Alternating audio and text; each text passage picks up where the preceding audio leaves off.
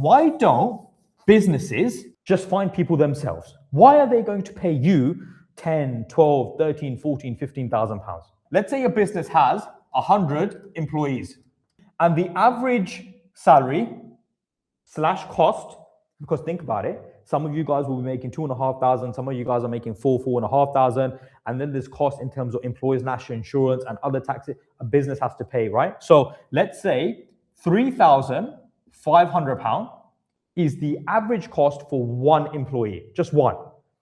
Now, if a business has 100 employees, what does that mean?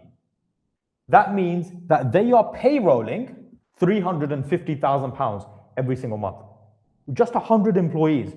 When I now think about spending £2,000 or £3,000 or £4,000 or £5,000, it is not the same way as someone who has a business, someone who works a job and has a salary. It's not the same as them wanting to spend the money, right? This is important.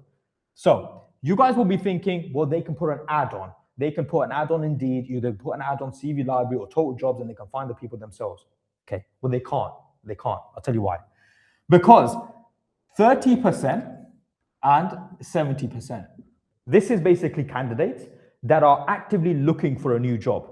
So these guys have been sacked. These guys are not happy.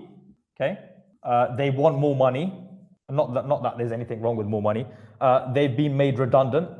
So 30% of the employment market is they've been sacked. You know, they're just not happy. They're not happy where they're working, whatever. They want progression, etc. They are actively going online. They are actively applying for new jobs. They are actively sending their CVs out. That is 30%. 70% of the market, do you know who they are? They're not looking for a new job. Now, let me make this sense. 70% of the market is passively looking for a new job. Guys, this is crucial for you to understand. Once you understand this, you understand how big the recruitment game is and how much money you can actually make and why it makes sense. Having said that, you're thinking, well, if they're not looking for a new job, why would they take a new job? Let me ask you the question. You're working a job right now. You're making £40,000 a year and you're working from home, let's say 1 day a week. I called you and I say, I've got a new job. It gives you progression. It's paying £50,000 a year and it's 3 days working from home. Would you be interested? The answer is yes. So most of us would always be interested in a better opportunity, a better job, but it's all about someone approaching us, right? And our company doesn't have time to sit there calling everyone up and headhunting and finding people and going through. A company doesn't have time to do that.